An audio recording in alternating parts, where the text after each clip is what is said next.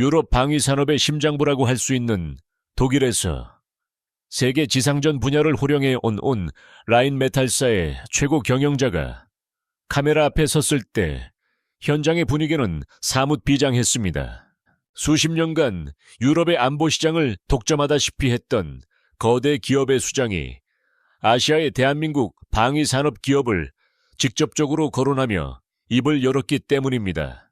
그의 표정에는 경쟁자에 대한 경계심과 새로운 파트너에 대한 호기심이 복잡하게 뒤섞여 있었으며, 이는 단순히 기업 간의 경쟁을 넘어선 거대한 지각 변동을 예고하는 순간이었습니다.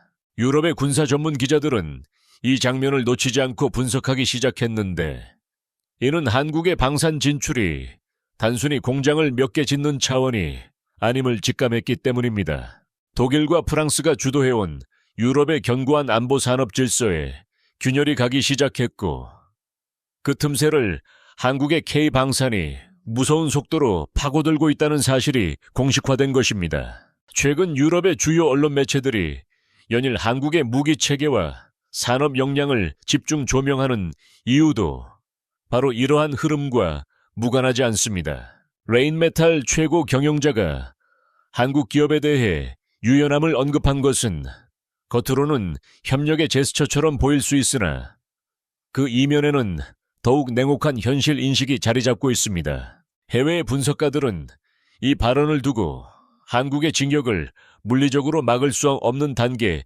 이르렀기에 차라리 공존하는 전략을 택한 것이라는 해석을 내놓았습니다. 이미 유럽 내부의 데이터 분석가들은 한국 방산이 동유럽을 거점으로 삼아 서유럽 시장까지 얼마나 빠른 속도로 잠식해 들어오고 있는지 실시간으로 수치를 확인하고 있습니다. 폴란드에서 체결된 K2 전차 계약만 하더라도 기본 물량에 옵션까지 포함하면 1000대 이상의 거대한 규모가 형성되었습니다. 또한 K9 자주포는 전 세계 누적 수출량 2800문을 돌파하며 세계 시장 점유율 50%에 육박하는 압도적인 지배력을 과시하고 있습니다. 이러한 수치는 독일의 주력 전차인 레오파드2 전체 구매 절차와 비교했을 때 인도 속도면에서 최대 4배 이상 빠른 기록적인 수치입니다. 유럽 기자들이 입수한 분석 보고서에서 가장 충격적으로 받아들여진 부분 역시 바로 이 납기 능력과 생산 속도의 격차였습니다. 최근 들어서 유럽 언론이 한국의 방위산업 데이터를 다루는 논조는 단순한 감탄이나 칭찬을 넘어서 심각한 경계와 위기감을 담은 정밀 분석으로 변화하고 있습니다. 특히 독일의 재무 및 산업 전문지들은 한국 방산이 보유한 압도적인 생산 속도의 우위를 집중적으로 파고들며 자국 산업의 한계를 지적했습니다. 우크라이나 전쟁 발발 이후 유럽의 주요 국가들은 안보 불안에 시달리며 재무장을 서두르고 있지만 기존 전차 및 장갑차 생산 리드타임이 최대 7년까지 걸리는 상황에 직면했습니다. 독일 내부 자료에 따르면 레오파드2 A7 전차를 단 한 대 생산하는데 평균 33개월이 소요되는 것으로 집계되었습니다. 이는 포탑, 장갑판, 탄약 등 핵심 부품의 공급망이 동시다발적으로 지연되는 병목 현상이 구조적으로 고착화되었기 때문입니다. 반면 한국은 K2 전차를 연간 60대 이상, K9 자주포를 연간 200문 이상 즉각적으로 배출할 수 있는 양산 체계를 이미 완비하고 있습니다. 폴란드가 전통적인 우방인 독일이 아닌 한국을 전략적 파트너로 선택한 결정적인 이유가 바로 이 구체적인 수치 격차에서 드러난 것입니다. 결국 이러한 현실적인 격차가 라인메탈 최고 경영자로 하여금 한국과 협업하겠다는 발언을 이끌어낸 근본적인 배경이 되었습니다. 유럽의 방산 시장을 사실상 독점하며 기술적 우월감에 젖어 있던 독일 기업이 타국 기업을 직접 언급하며 경쟁과 협력을 동시에 거론한 것은 역사적으로도 매우 이례적인 사건입니다. 독일 기업들은 통상적으로 자신들의 기술력이 세계 최고라는 자부심이 강하여 해외 경쟁사를 언급하는 것조차 꺼리는 경향이 있습니다. 하지만 이번에는 상황이 달랐는데 한국이 라인메탈의 안방이나 다름없는 장갑차 시장부터 시작해 전차, 탄약, 포탑, 조선 부문까지 전방위적으로 추격해왔기 때문입니다. 한화에어로스페이스와 같은 한국 기업이 독일 현지에 공장 설립을 추진한다는 소식은 유럽 군사시장의 패러다임이 완전히 바뀌었음을 알리는 신호탄이었습니다. 외신들이 특히 주목하고 강조한 부분은 한국 방산이 가진 가격 경쟁력이 아니라 기술을 실제 전력을 정철차로 변환하는 전력화 속도였습니다. 유럽 매체의 분석에 따르면 한국은 새로운 전차 플랫폼을 기획하고 구성할 때 개발부터 양산, 실전 배치에 이르는 모든 과정이 유럽 대비 평균 40% 이상 빠른 구조를 갖추고 있습니다. 예를 들어 K2 전차는 개발이 종료된 후 양산 체계를 구축하기까지 소요된 기간이 불과 5년에서 6년 사이였습니다. 이는 유럽 주요 국가들이 동일한 과정을 밟는 데 걸리는 평균 소요 기간의 절반 이하에 해당하는 놀라운 속도입니다. 이러한 속도 경쟁력은 우크라이나 전쟁 이후 급변하는 안보 환경 속에서 다시금 재조명받았으며 유럽 언론들은 한국이 나토의 전력 보강 사업을 정면으로 위협할 잠재력에 갖췄다고 평가했습니다. 유럽의 분석가들은 한국의 경쟁력 뒤에 숨겨진 또 하나의 중요한 변수로 산업의 통합 구조를 꼽았습니다. 한국의 방산 공급망은 조선, 철강, 탄약, 전자, 반도체 산업이 한 국가 내에 모두 집약되어 있는 세계 최고 수준의 수직 계열화된 통합 구조를 가지고 있습니다. 독일은 전차 제조 기술은 뛰어나지만 조선 능력이 상대적으로 약화되었고, 이탈리아는 조선업이 강하지만 장갑차 기술에서 열세를 보입니다. 또한 프랑스는 항공 우주 분야에서 강점이 있지만 지상 장비의 대량 생산 속도 면에서는 느리다는 단점을 가지고 있습니다. 반면 한국은 세계 1위의 조선 산업, 세계 5위권의 방위 산업, 그리고 세계 최상위권의 반도체 공급망을 동시에 보유한 유일한 국가입니다. 이 모든 산업 기반이 좁은 국토 안에 모여 있어 단기간에 대량 생산 체계를 가동할 수 있는 유일한 나라로 평가받고 있습니다. 독일 매체들은 이러한 한국의 산업 구조를 두고 국가 단위의 완전체 방산 생태계라고 표현하며 부러움과 두려움을 동시에 나타냈습니다. 한국 방산이 유럽 시장을 압박할 수 있는 근원적인 힘은 바로 이 지점에서 시작된 것입니다. 레인메탈 최고 경영자의 발언을 접한 해외 기자들은 이를 즉각적인 산업 구조의 변화, 신호로 해석했습니다. 경쟁을 원한다는 말은 표면적으로는 자신감의 표현처럼 들리지만 실질적인 의미는 그 반대라는 분석이 지배적입니다. 한국이 독일의 핵심 시장을 잠식하는 속도가 예상보다 훨씬 빠르기 때문에 차라리 한국을 적으로 두기보다는 파트너로 끌어들이는 것이 기업 생존에 유리하다는 계산이 깔려 있다는 것입니다.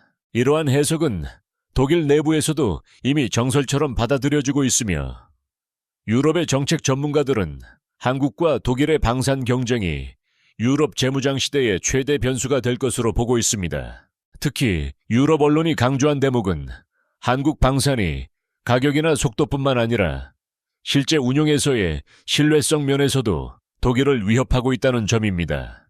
대표적으로 K9 자주포는 핀란드, 노르웨이, 에스토니아 등 혹한의 환경을 가진 북유럽 국가들의 실전 훈련에서 그 성능을 입증받았습니다. 이들 국가에서의 검증 기록은 K9이 단순한 카탈로그상의 스펙이 아니라 극한의 전장 환경에서도 작동하는 신뢰할 수 있는 장비임을 증명했습니다. 또한 K2 전차는 노르웨이 테스트 과정에서 북유럽 특유의 험준하고 미끄러운 지형에 최적화된 기동 안정성을 보여주어 유럽 방산업계에 큰 충격을 주었습니다. 반면 독일제 레오파드2는 우크라이나 전선에서 구조적인 한계가 지속적으로 지적되었으며 탄약 공급 및 정비 체계가 실제 전장 상황과 맞지 않는다는 분석이 잇따랐습니다. 유럽의 군사 전문가들은 결국 한국이 유럽 방산 시장에서 오랫동안 지속되어 온 독일의 절대 독주 체제를 흔들고 있다고 결론 지었습니다. 이러한 흐름을 정확히 읽어낸 라인메탈 최고 경영자가 마침내 한국을 향해 공개적인 메시지를 던진 것입니다. 경쟁이든 협력이든 모든 가능성이 열려 있다는 그의 발언은 유럽 방산업계가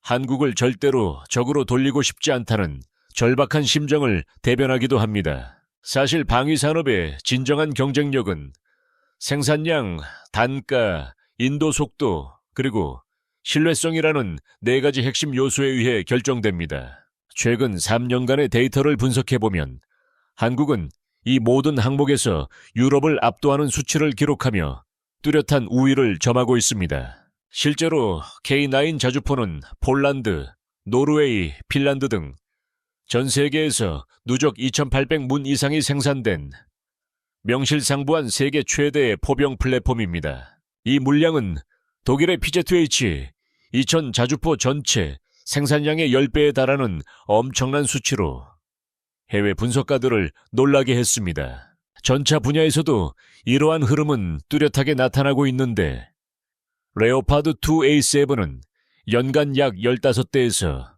20대 수준만 생산할 수 있는 구조에 머물러 있습니다. 하지만 K2 전차의 경우 한국 내 연간 생산 가능량은 라인 확장 시 약 60대에서 80대까지 늘어날 수 있는 구조가 이미 마련되어 있습니다. 유럽의 재무장 속도에 발맞추기 위해서는 단순한 품질의 우수성을 넘어 실제로 몇 대를 얼마나 빨리 공급해 줄 수 있는가가 관건입니다. 바로 이 지점에서 한국이 유럽을 넘어섰다는 결론이 도출되었으며 이는 유럽 군사경영연구소의 최근 리포트에서도 확인되었습니다. 해당 연구소는 한국 방산의 확장성을 계량화하여 분석했는데 한국의 공정 자동화율은 평균 45% 전후인 반면 유럽은 약 20%대 초반에 그쳤습니다. 조선, 기계, 전자산업 기반이 하나의 국가의 고밀도로 집약된 덕분에 전차의 포탑, 장갑판, 사격 통제 장치, 파워팩 생산이 한 지역 안에서 유기적으로 연결되는 구조가 만들어졌습니다. 이는 생산 리드 타임의 획기적인 단축으로 직결되었으며 실제 한국은 K2 전차의 주요 부품 대부분을 반경 200km 이내에서 조달할 수 있습니다. 반면 독일은 동일한 부품을 조달하기 위해 4개국 이상의 국가에서 수급해야 하는 복잡한 체계를 가지고 있어 조립 및 정비 단계에서 병목 현상이 발생하는 문제가 고착화되었습니다. 유럽이 더욱 충격을 받은 부분은 재정 효율성, 즉 가격 대비 성능비였습니다. 동일한 성능을 기준으로 단가 대비 전력 가성비를 계산했을 때 한국의 플랫폼은 유럽 제품을 평균 30에서 40% 하회하는 비용으로 도입이 가능했습니다. 예를 들어 레오파드 2AA7이 국가별 옵션에 따라 한 대당 약 180억 원에서 220억 원대 범위로 계약되는 반면 K2는 약 120억 원에서 140억 원대에 거래됩니다. 여기에 북유럽의 까다로운 사양을 추가하더라도 유럽 제품보다 여전히 25% 이상 저렴한 가격 구조를 유지하고 있습니다. 발사 체계와 탄약 공급 비용까지 포함하여 총 수명 주기 비용을 계산하면 그 격차는 더욱 벌어지게 됩니다. 폴란드는 동일한 예산으로 독일 전차를 도입할 때보다 한국 전차를 배치할 경우 기갑 4단급 전력 구성이 약 1.7배까지 증가한다는 평가를 내놓았습니다. 이 점이 바로 예산이 한정된 동유럽 국가들의 방산 선택을 결정짓는 핵심 요인이 되었습니다. 특히 독일이 가장 경계하고 있는 분야는 탄약, 포신, 그리고 장갑차와 관련된 기초 산업 분야입니다. 최근 유럽은 우크라이나 전쟁의 장기화로 인해 연간 포탄 소비량이 150만 발 이상으로 급증했습니다. 그러나 독일, 프랑스, 이탈리아의 포탄 생산량을 모두 합쳐도 20만 발에서 30만 발 수준에 머무르는 실정입니다. 반대로 한국은 국내 단일 기업만으로도 연간 100만 발 이상의 포탄을 생산할 수 있는 기반을 이미 확보하고 있습니다. 여기에 유럽 현지 생산 체계를 구축하게 되면 연간 200만 발 이상으로 생산 능력을 확대할 수 있다는 분석이 제기되었습니다. 이 데이터가 공개된 직후 라인메탈 내부에서조차 한국과의 경쟁을 심각하게 경계하는 보고가 올라갔다는 분석까지 언급되고 있습니다. 이게 다가 아닙니다. 정비 신뢰성 분야에서도 한국은 유럽을 추월하는 성과를 보여주고 있습니다. 유럽군은 레오파드2의 전선 가동률이 평균 50에서 60%대에 머무르는 문제로 골머리를 앓았습니다. 하지만 한국의 K9과 K2는 폴란드와 노르웨이에서 80에서 90%대의 높은 실증 수치를 기록하며 뛰어난 운용성을 입증했습니다. 특히 K9은 노르웨이의 혹한기 동계 훈련에서 영하 30도를 넘나드는 극한 환경에서도 평균 22시간 이상 연속 운용이 가능한 것으로 측정되었습니다. 이는 북유럽 군 관계자들에게 큰 충격을 안겨준 사례로 공개된 바 있으며 이러한 신뢰성은 단순한 기술력의 차이를 넘어 한국의 공급망 구조와 맞물린 결과였습니다. 한국은 방산 결정 구조가 단일 체계로 움직여 독일보다 30에서 40% 빠르게 사업을 전환하고 결정을 내릴 수 있습니다. 조선, 전자, 반도체, 철강, 탄약이 한 국가 안에 모여 있어 생산 효율성과 양산 속도에서 유럽을 능가하는 구조를 완성한 것입니다. 이 데이터가 유럽 전역에 퍼지자 독일 방산의 약점이 기술력이 아닌 속도와 규모 경쟁에서 한국에 뒤처진다는 사실이 명백히 드러났습니다. 만약 한국 기업이 독일의 심장부에 공장까지 세우게 된다면 유럽의 방산 공급망은 독일 중심에서 한국과 독일의 혼합구조로 재편될 가능성이 제기되었습니다. 그래서 라인메탈 최고 경영자의 경쟁도 협력도 가능하다는 발언은 결국 한국을 견제하면서도 포용할 수밖에 없는 현실적인 선택으로 해석될 수밖에 없습니다. 다가오는 2025년 10월 유럽에서 들려올 약 79조 원 규모의 시장 계약 소식이 더욱 기대되는 이유가 바로 여기에 있습니다. 폴란드가 추진 중인 오르카 잠수함 사업은 겉으로는 약 8조 원 규모로 알려져 있지만 그 내막을 들여다보면 훨씬 거대한 프로젝트입니다. 이는 단순히 잠수함 세척을 도입하는 것을 넘어 훈련 체계, 무장, 통신 시스템, 유지 보수 및 정비 인프라까지 포함된 초대형 종합 프로젝트이기 때문입니다. 폴란드가 요구한 스펙은 장보고 3배치, 투급 수준의 31 이상, 자망 지속 능력 533mm 준거로해와 UGM-84 K 해성 미사일의 통합 운용 능력입니다. 또한 최신형 공기분료 추진 시스템과 리튬 이온 배터리 적용을 필수 조건으로 내걸었습니다. 이것은 단순히 경쟁 모델과 비슷한 기술 수준을 요구하는 것이 아니라 독일의 이일이 CD급이나 프랑스의 스코르핀급을 한 세대 앞서는 사양입니다.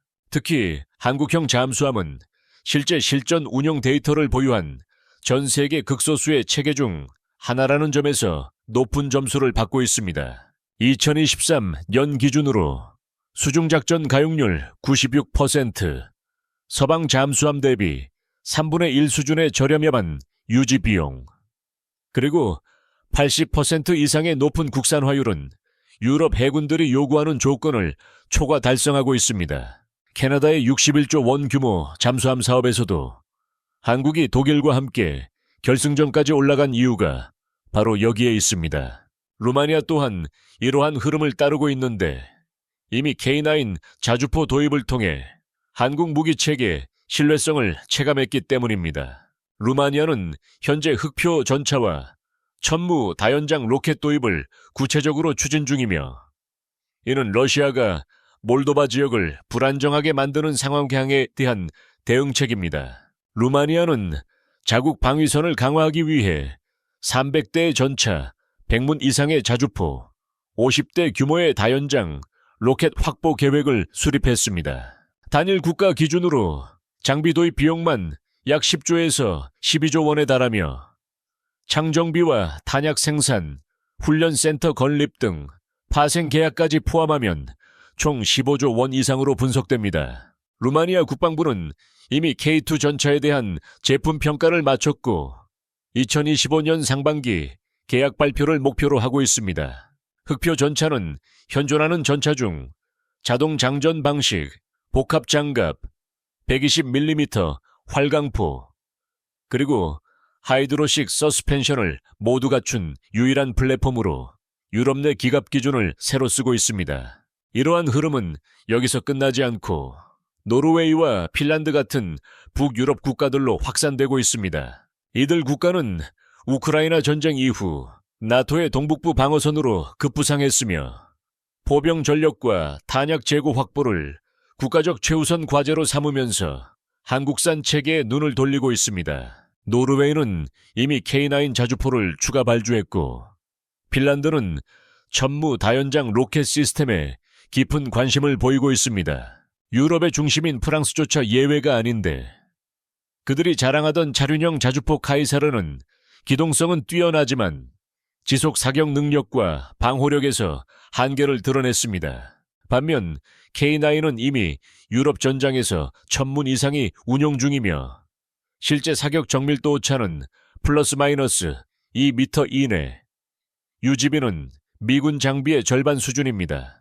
그래서 유럽 현지 언론들은 K9을 나토의 표준 자주포라고 부르며 프랑스와 스웨덴의 연합 포병 사업의 대안으로까지 언급하고 있습니다. 값이 싸서가 아니라 싸워서 이기기 위해 한국 무기를 선택한다는 말이 나올 정도로 인식의 전환이 이루어졌습니다. 해외 매체들은 한국 기업이 유럽에서 매출을 2배로 키울 잠재력이 있다고 보면서 핵심 변수로 로컬 콘텐츠와 속도를 지목했습니다. 폴란드의 K9과 K2 이행 패키지에서 보았듯이 한국식 모델은 초도 물량을 빠르게 국내에서 생산해 즉시 보내고 곧바로 현지 생산으로 전환하는 하이브리드 납기 전략을 구사합니다. 이 전략은 유럽 정부가 가장 까다롭게 보는 두 가지 축인 즉각적인 작전 가용률과 자국 내 산업 편익을 동시에 만족시키는 묘수입니다. 이번 특사 파견의 타이밍 또한 매우 절묘한데 폴란드의 오르카 프로젝트가 결승선에 진입했고 루마니아를 비롯한 동유럽 국가들이 다양한 무기 체계를 장바구니에 담고 있는 시점이기 때문입니다. 한국은 패키지 제안을 손에 쥐고 협상장에 들어가는데 이렇게 되면 보병 전력 강화나 장거리 타격 능력 확장 등 서로 다른 사업을 한 번에 연결하여 제안할 수 있습니다. 이는 도입국 입장에서도 의회 승인과 ESG 여론을 설득하기가 훨씬 수월해지는 장점이 있습니다. 반대로 전통적인 방산 강국들은 배가 넘는 수주 폭증과 노조 협상, 그리고 당장 해결하기 어려운 장기 연구 개발 포트폴리오 문제로 인해 필요한 물량을 제때 대주기 어렵다는 의사를 전달한 것으로 알려졌습니다. 그래서 유럽의 의사결정권자들은 점점 더 고성능과 빠른 납기라는 두 마리 토끼를 요구하게 되었고 한국은 그 요구에 맞춘 맞춤형 공장과 실전 납기 계획을 같이 들고 갑니다. 유럽 현장에서는 이미 이러한 방향 전환을 충분히 인지하고 있으며 안보 공백을 메우는 즉시 전력과 5년에서 10년 뒤의 고도화 로드맵을 동시에 확보해야 한다면 한국이 유일한 대안이라는 평가를 받고 있습니다. 무엇보다 중요한 건 이러한 신뢰가 막연한 기대가 아닌 구체적인 숫자로 증명된다는 사실입니다. 납기 준수율, 가동률, 수명 주기 비용, 다목적 데이터베이스 활용 가능성, 유럽연합 조달 규정 및 방산 규정과의 정합성 같은 지표들이 회의실의 결정을 좌우합니다. 한국은 폴란드, 루마니아, 노르웨이 등에서 이미 이 지표들을 실적 데이터로 차곡차곡 쌓았습니다. 이번에 제시되는 약 79조 원 규모의 패키지는 그 숫자를 동유럽을 넘어 유럽 전장 전반으로 확장하려는 시도입니다. 냉정히 말해 지난 3년 동안 유럽은 미국, 독일, 프랑스만의 공급망으로는 현대 전장의 속도를 감당하기 어렵다는 뼈아픈 교훈을 얻었습니다. 그래서 한국을 배제하는 것이 아니라 보완제로 택하고 있고 그 보완의 최전선에 한국을 세우려는 거대한 흐름이 생긴 것입니다. 이제 남은 질문은 단 하나. 폴란드의 잠수함, 루마니아의 기갑 및 다연장, 북유럽의 단양 및 방공, 서유럽의 장거리 타격까지 79조 원짜리 퍼즐 가운데 한국이 실제로 가져갈 조각은 얼마나 될 것인가 하는 점입니다. 특사의 여권에 꽂힌 친서와 함께 그 답을 증명할 숫자들이 유럽의 회의실로 들어가고 있습니다. 그렇다면 왜 유럽은 미국도 아니고 독일도 아닌 한국을 선택하려 하는 것인지에 대한 답은 명확합니다. 바로 실행력입니다. 미국은 공급망이 정치화되며 수출 절차가 복잡해졌고 독일은 노조와 행정 절차 문제로 인해 평균 납기 지연이 32개월에 달합니다. 하지만 한국은 다릅니다. 폴란드 계약 이후 K2 전차는 1년 만에, K9 자주포는 불과 8개월 만에 초도 인동에 성공했습니다. 이건 유럽 방산업계에 있어 기적과도 같은 충격이었고 그때부터 한국을 바라보는 시선이 완전히 바뀌었습니다. 무엇보다 이번 협상이 특별한 이유는 대통령실이 직접 움직이고 있다는 점입니다. 과거엔 방위사업청이나 산업부 차원의 실무회담이었다면 지금은 대통령 비서실장이 직접 특사로 나서고 있습니다. 이는 곧 방산협력이 국가 단위의 포괄적 안보 외교로 격상되었다는 뜻입니다. 대통령실은 방산을 단순한 수출 산업이 아닌 대한민국의 미래 성장 엔진으로 선언했고 외교, 금융, 기술을 통합한 K-디펜스 2.0 전략을 본격 추진 중입니다. 유럽에서는 이 모델을 미국의 대외군사 판매 방식과 비교하지만 한국식은 훨씬 빠르고 유연하며 무엇보다 기술 주권을 공유하는 파트너십이라는 점에서 높게 평가됩니다. 결국 유럽이 한국을 찾는 이유는 속도, 신뢰, 그리고 독립성이라는 세 가지 핵심 가치 때문입니다. 지금 유럽이 가장 두려워하는 것은 장기전 속에서 장비 공백이 생기는 것, 그리고 동맹 의존으로 인해 자체적인 기술 주권이 흔들리는 것입니다. 한국은 그 불안한 틈을 정확히 꿰뚫었으며 함께 만들고 빨리 쓰고 끝까지 책임진다는 문장이 지금의 K방산을 대표하고 있습니다. 유럽의 불안한 안보 지형 속에서 한국은 신뢰할 수 있는 속도라는 새로운 표준을 제시하고 있습니다. 이제 남은 건 단 하나, 79조 원. 어쩌면 그 이상일지도 모르는 이번 유럽 대형 프로젝트는 단순한 수출 계약이 아닙니다. 이것은 한국 방산의 세계적 재편을 알리는 첫 번째 분수령이 될 것입니다. 유럽이 한국을 선택하는 그 순간, 그것은 단순한 구매가 아니라 하나의 역사적인 선언이 될 것입니다. 이제 한국이 전장을 바꿉니다. 그리고 그날 세계는 깨닫게 될 것입니다. 기술을 빼앗기던 나라가 아니라 기술을 수출하는 나라가 바로 대한민국이라는 명백한 사실을 말입니다. 이러한 거대한 흐름 속에서 우리가 반드시 주목해야 할 또 하나의 핵심적인 요소는 바로 대한민국 방위산업이 제시하는 기술 이전과 현지화 전략의 파격적인 유연성입니다. 독일이나 프랑스와 같은 전통적인 방산 선진국들은 핵심 기술의 유출을 극도로 꺼리며 완제품 수출 위주의 보수적인 정책을 고수해온 것이 사실입니다. 그들은 구매국을 단순히 소비자로만 규정하려 했고 유지 보수나 성능 개량에 있어서도 본국의 승인을 거치게 함으로써 종속적인 관계를 유지하려고 했습니다. 하지만 한국은 폴란드 프로젝트에서 보여주었듯이 구매국이 원하는 수준의 기술 이전과 현지 생산 라인 구축을 적극적으로 제안하며 그들의 가려운 곳을 긁어주었습니다. 이는 단순한 무기 판매를 넘어 상대국의 방위산업 기반 자체를 육성해 주겠다는 동반자적 제안으로 받아들여졌기에 유럽의 마음을 움직일 수 있었던 것입니다. 폴란드가 한국의 전차와 자주포를 선택한 배경에는 향후 이 장비들을 기반으로 자국만의 파생임형 모델을 개발하고 나아가 유럽 제3국으로 수출할 수 있는 허브가 되겠다는 야심찬 계획이 깔려 있습니다. 독일이 주저하며 계산기를 두드리고 있을 때 한국은 과감하게 그들의 손을 잡고 미래의 청사진을 함께 그렸다는 점이 협상의 판도를 뒤집은 결정적인 승부수였습니다. 유럽의 군사 전문가들은 이러한 한국의 접근 방식을 두고 방산의 민주화라고까지 표현하며 폐쇄적이었던 기존 시장 질서에 새로운 바람을 불어넣고 있다고 평가하고 있습니다. 특히 잠수함 사업과 같은 전략 무기 분야에서의 경쟁은 이러한 기술적 신뢰와 산업 협력의 깊이를 가늠하는 가장 중요한 척도가 되고 있습니다.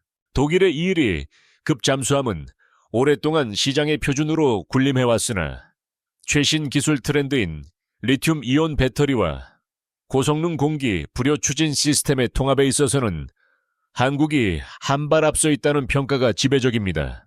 디젤 잠수함의 생명이라고 할 수 있는 자망 지속 능력과 정숙성 면에서 한국의 장보고 3급은 원자력 잠수함에 버금가는 작전 능력을 보여주며 경쟁자들을 압도하고 있습니다. 폴란드와 캐나다 그리고 루마니아 해군이 한국 잠수함에 눈독을 들이는 이유는 단순히 가격이 저렴해서가 아니라 미래 전장 환경에서 생존성을 담보할 수 있는 가장 현실적인 대안이기 때문입니다. 더욱이 한국은 이 잠수함들을 운용하면서 축적한 방대한 실전 데이터와 정비 노하우를 가감없이 공유하겠다는 입장을 취하고 있어 잠수함 운용 경험이 부족한 국가들에게 큰 매력으로 다가오고 있습니다. 이제 시선을 조금 더 넓혀 이러한 한국 방산의 약진이 가져올 지정학적 파장에 대해 깊이 있게 분석해 볼 필요가 있습니다.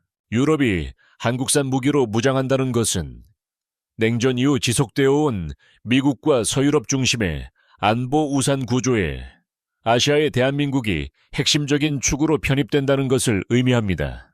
이는 단순히 무기를 팔고 사는 상업적인 거래를 넘어 대한민국이 유라시아 대륙의 안보 지형을 설계하는 주요 플레이어로 부상했음을 알리는 신호탄입니다. 러시아의 위협에 직면한 동유럽 국가들에게 한국은 물리적인 거리는 멀지만 심리적으로는 가장 가깝고 믿을 수 있는 안보 파트너로 자리 잡아가고 있습니다. 나토 회원국들이 한국산 무기 체계로 통일성을 갖춰 나간다면 이는 향후 연합훈련이나 군수지원 체계에 있어서도 한국의 표준이 글로벌 표준으로 자리 잡을 수 있는 가능성을 열어줍니다. 이미 K9 자주포는 나토 규격에 완벽하게 호환됨은 물론 오히려 나토의 포병 전술 교리를 선도하는 수준의 성능을 보여주고 있다는 점에서 이러한 전망에 힘을 실어주고 있습니다. 또한 K2 전차 역시 유럽의 다양한 지형과 기후 환경에 맞춰 지속적인 개량이 이루어지고 있어 향후 유로 전차 표준 경쟁에서도 유리한 고지를 점할 것으로 예상됩니다. 독일 언론들이 한국의 등장을 경계하며 연일 분석 기사를 쏟아내는 것은 그들이 오랫동안 누려왔던 유럽의 전차 공장이라는 지위가 흔들리고 있음을 본능적으로 감지했기 때문입니다. 그들은 한국의 생산 속도와 가격 경쟁력을 따라잡기 위해 뒤늦게 생산 라인을 확충하고 투자를 늘리고 있지만 이미 벌어진 격차를 단기간에 좁히기는 쉽지 않아 보입니다. 방위 산업은 단순히 공장을 짓는다고 해결되는 것이 아니라 숙련된 인력과 안정적인 부품 공급망, 그리고 정부의 강력한 지원 정책이 삼위일체가 되어야만 가능한 고도화된 산업이기 때문입니다. 한국은 지난 수십 년간 북한이라는 실존적 위협에 대응하며 쉼없이 방산 역량을 갈고 닦아왔으며 이러한 절박함이 만들어낸 효율성은 평화에 젖어 있던 유럽이 흉내낼 수 없는 강력한 무기입니다. 이제 유럽의 주요 방산 전시회에서 한국 기업의 부스는 가장 많은 관람객과 바이어가 몰리는 핫플레이스가 되었습니다. 과거에는 변방의 작은 부스에 머물렀던 한국 기업들이 이제는 전시장 중앙을 차지하며 세계 유수의 기업들과 어깨를 나란히 하고 있는 모습은 격세지감을 느끼게 합니다. 라인메탈 최고 경영자의 발언은 이러한 변화된 위상을 상징적으로 보여주는 사건이자 한국 방산이 이제는 추격자가 아닌 선도자의 위치에 올라섰음을 공식적으로 확인시켜준 계기였습니다. 앞으로 전개될 79조 원 규모의 유럽 프로젝트 수주전은 한국 방사안의 절여력을 다시 한번 전 세계에 증명하는 무대가 될 것입니다. 이 과정에서 겪게 될 견제와 난관도 만만치 않겠지만 한국은 그동안 수많은 위기를 기회로 바꾸며 성장해온 저력이 있습니다. 정부와 기업, 그리고 군이 하나가 되어 치밀하게 준비하고 전략적으로 접근한다면 유럽 시장 석권은 결코 불가능한 꿈이 아닐 것입니다. 특히 주목해야 할 점은 이러한 성과가 단발성 대박에 그치지 않고 항공 우주, 군사 위성, 사이버 보안 등 첨단 국방 과학 기술 분야로 확장될 수 있는 잠재력을 가지고 있다는 것입니다. 폴란드가 한국의 FA-50 경공격기를 도입한 데 이어 차세대 전투기 개발 사업인 KF-21 보라매에도 관심을 보이고 있는 것은 시사하는 바가 큽니다. 지상 장비에서 시작된 신뢰가 하늘과 우주로까지 이어지며 한국은 명실상부한 육해공 종합방산 수출국으로 도약할 수 있는 발판을 마련하게 될 것입니다. 이는 대한민국 경제의 새로운 성장 동력이 될 뿐만 아니라 국제사회에서의 외교적 발언권을 강화하고 국가 브랜드 가치를 높이는 데에도 결정적인 기여를 할 것입니다. 우리는 지금 대한민국이 세계 방산 시장의 판도를 뒤흔들며 새로운 역사를 써내려가는 생생한 현장을 목격하고 있습니다. 유럽의 거인들이 한국을 주목하고 세계가 한국의 무기의 경이로움을 표하는 이 순간은 우리 국민 모두가 자부심을 가져도 좋을 역사적인 전환점입니다. 결국 라인메탈이 한국에 손을 내민 것은 변화하는 시대의 흐름을 거스를 수 없음을 인정한 결과이자 한국 없이는 유럽의 안보도 장담할 수 없는 현실을 받아들인 것입니다. 이 거대한 흐름 속에서 한국 방산은 멈추지 않고 계속해서 전진할 것이며 그 끝이 어디일지는 아무도 예단할 수 없습니다. 다만 확실한 것은 대한민국이 만든 무기가 세계의 평화를 지키는 방패가 되고 대한민국의 기술이 인류의 안전을 담보하는 기준이 되는 날이 머지않았다는 사실입니다. 79조 원이라는 천문학적인 숫자는 그 시작을 알리는 서막에 불과하며 한국 방산의 진짜 전성기는 이제부터 시작이라고 해도 과언이 아닙니다. 전 세계가 지켜보는 가운데 대한민국은 묵묵히 그리고 강력하게 평화를 지키는 힘을 증명해 나갈 것입니다. 이것이 바로 오늘날 유럽이 한국을 선택할 수밖에 없는, 그리고 앞으로도 선택하게 될 수밖에 없는 가장 확실하고도 분명한 이유입니다.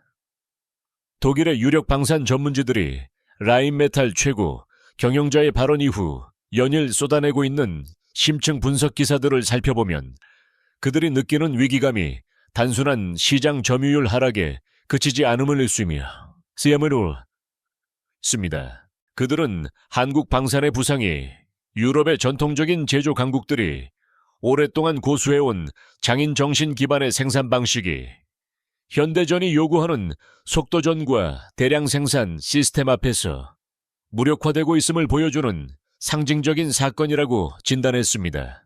독일이 하나의 명품 전차를 만들기 위해 수많은 장인이 달라붙어 정밀하게 세공하듯 시간을 쏟는 동안 한국은 첨단 자동화 설비와 효율적인 모듈 생산 방식을 통해 균일한 고성능 무기를 찍어내듯 생산하고 있다는 것입니다. 이것은 과거 2차 대전 당시 엄청난 성능의 티거 전차를 만들고도 압도적인 물량 공세를 펼친 셔먼이나 T-34 전차에 밀려 패배했던 역사의 트라우마를 자극하는 지점이기도 합니다. 유럽의 군사 전략가들은 우크라이나 전쟁이 장기 소모전 양상으로 흐르면서 결국 전쟁의 승패는 누가 더 빨리, 더 많이, 더 지속적으로 무기를 전선에 공급할 수 있느냐에 달려 있다는 사실을 뼈저리게 깨달았습니다. 그리고 그 해답을 독일이나 프랑스가 아닌 유라시아 대륙 반대편의 대한민국이 완벽하게 제시하고 있다는 사실에 경외감과 당혹감을 동시에 느끼고 있는 것입니다. 특히 주목해야 할 부분은 한국 방산 기업들이 제시하는 현지화 전략이 유럽 각국의 방산 주권 회복 욕구를 정확하게 파고들었다는 점입니다. 폴란드와의 계약에서 볼 수 있듯이 한국은 단순히 완제품을 넘기는 것에 그치지 않고 폴란드 현지에 생산 공장을 짓고 기술을 이전하여 그들이 스스로 무기를 만들 수 있는 능력을 키워주겠다고 약속했습니다. 이는 무기를 팔아서 돈을 벌겠다는 1차원적인 접근이 아니라 상대국을 글로벌 방산 공급망의 핵심 파트너로 격상시켜 함께 성장하겠다는 거시적인 안목이 있었기에 가능한 제안이었습니다. 독일이 기술 유출을 우려하며 소극적인 태도를 보일 때 한국은 과감하게 기술 주머니를 열어 보이며 신뢰를 얻었고, 이는 동유럽 국가들이 한국을 단순한 판매자가 아닌 혈맹 수준의 파트너로 인식하게 만든 결정적인 계기가 되었습니다. 이러한 파트너십은 향후 수십 년간 이어질 유지보수, 정비, 성능 개량 사업, 즉 MRO 시장까지 한국이 선점하게 된다는 것을 의미합니다. 무기 체계는 한번 도입하면 최소 30년에서 50년을 운용해야 하므로 초기 도입 비용보다 운용 유지 비용이 훨씬 더 큰 규모의 시장을 형성하게 됩니다. 유럽 전역에 깔린 수천 대의 한국산 전차와 자주포는 향후 부품 공급과 정비 수요를 지속적으로 창출할 것이며, 이는 한국 방산 생태계에 마르지 않는 샘물과도 같은 수익원이 될 것입니다.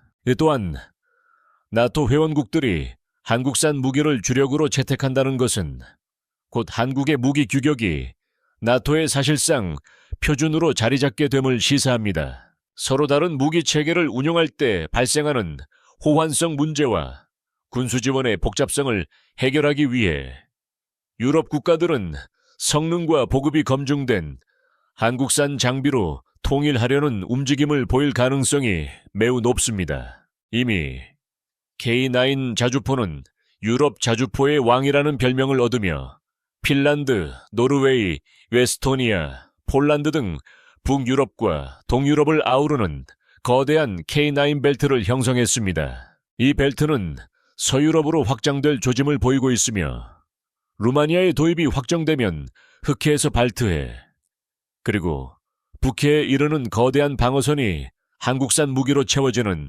진풍경이 연출될 것입니다. 이러한 흐름 속에서 우리가 놓치지 말아야 할 또 하나의 중요한 포인트는 바로 대한민국 정부의 전폭적인 지원 사격, 즉 방산 세일즈 외교의 힘입니다. 과거에는 기업이 뛰고 정부가 뒤에서 돕는 형태였다면 지금은 대통령실이 컨트롤 타워가 되어 국가의 모든 역량을 방산 수출에 집중하는 총력전 태세를 갖추고 있습니다. 금융지원, 외교적 협상, 산업협력, 기술 이전 승인 등 복잡하게 얽힌 문제들을 정부가 나서서 원스톱으로 해결해주는 시스템은 경쟁국들이 가장 부러워하는 한국만의 강점입니다.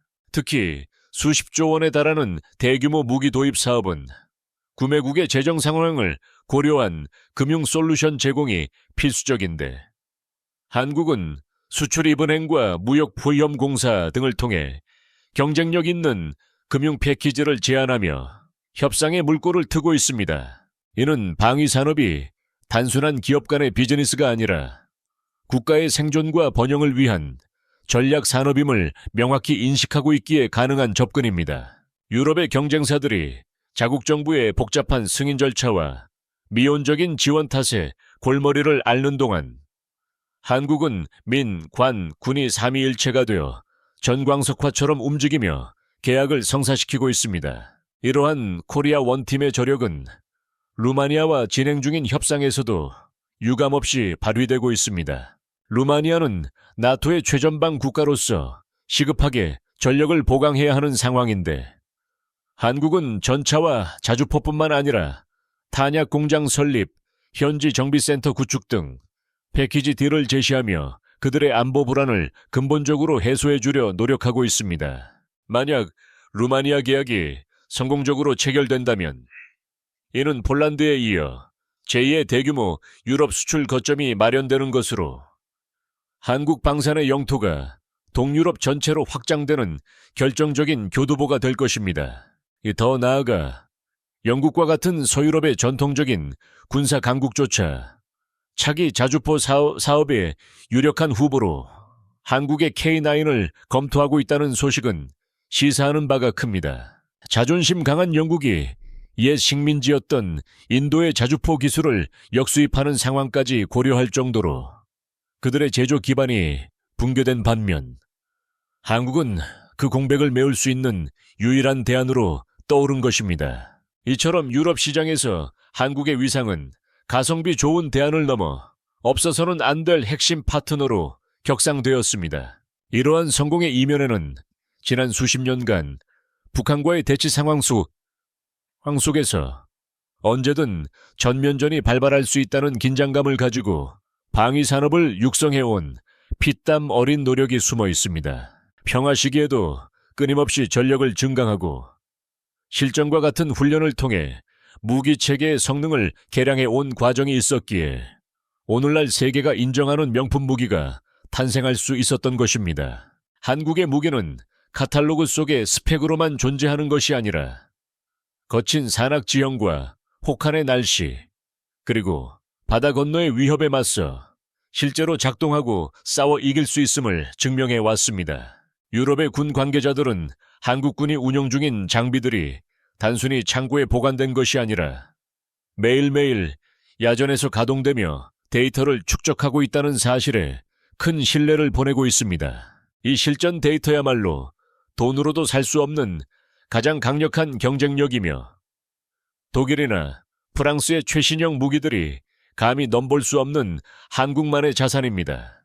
이제 한국 방사는 지상 무기를 넘어 해양과 항공 우주 분야로 그 영역을 거침없이 넓혀가고 있습니다. 폴란드의 잠수함 도입 사업인 오르카 프로젝트에 한국이 도전장을 내민 것은 지상 전력에서의 성공을 바탕으로 해군력 건설까지 토털 솔루션을 제공하겠다는 자신감의 발로입니다. 세계 최고의 조선 기술과 정보통신 기술, 그리고 배터리 기술이 융합된 한국형 잠수함은 디젤 잠수함의 한계를 뛰어넘는 성능으로 유럽 해군의 이목을 집중시키고 있습니다. 만약 잠수함 수출까지 성사된다면 한국은 육해공 모든 영역에서 유럽의 안보를 책임지는 명실상부한 글로벌 방산 강국으로 우뚝 서게 될 것입니다. 그리고 이 모든 과정의 정점에는 차세대 한국형 전투기인 KF-21 보라매가 기다리고 있습니다. 이미 폴란드는 KIF-21 개발 프로그램에 참여를 할 의사를 내비쳤으며 이는 향후 유럽 하늘을 지키는 전투기 시장에서도 한국이 주도권을 잡을 수 있다는 가능성을 보여줍니다. 미국의 F-35가 너무 비싸고 유지비가 많이 들어 부담스러운 국가들에게 KF-21은 합리적인 가격에 4.5 세대 이상의 성능을 제공하는 매력적인 선택지가 될 것입니다. 결국 79조 원이라는 숫자는 한국 방산이 도달할 종착점이 아니라 더 큰 미래로 나아가는 시작점에 불과합니다. 지금 유럽에서 벌어지고 있는 일련의 사건들은 세계 방위 산업의 중심축이 대서양에서 태평양 그리고 대한민국으로 이동하고 있음을 보여주는 역사적인 현장입니다. 우리는 기술을 구걸하던 나라에서 기술을 수출하는 나라로, 원조를 받던 나라에서 평화를 지키는 무기를 공급하는 나라로 변모했습니다. 레인메탈 최고 경영자의 경계 섞인 발언은 이러한 한국의 눈부신 성장에 대한 최고의 찬사이자 앞으로 펼쳐질 치열한 경쟁을 예고하는 서막입니다. 하지만 두려워할 필요는 없습니다. 대한민국은 이미 충분한 실력과 경험, 그리고 무엇보다 꺾이지 않는 의지를 가지고 있기 때문입니다. 유럽의 들판을 달리는 K2 전차와 K9 자주포의 웅장한 엔진 소리는 대한민국이 세계 평화의 당당한 주역으로 올라섰음을 알리는 힘찬 팡파르가 될 것입니다. 이 거대한 흐름은 이제 누구도 막을 수 없으며 대한민국 방위 산업의 신화는 앞으로도 계속해서 써 내려가질 것입니다.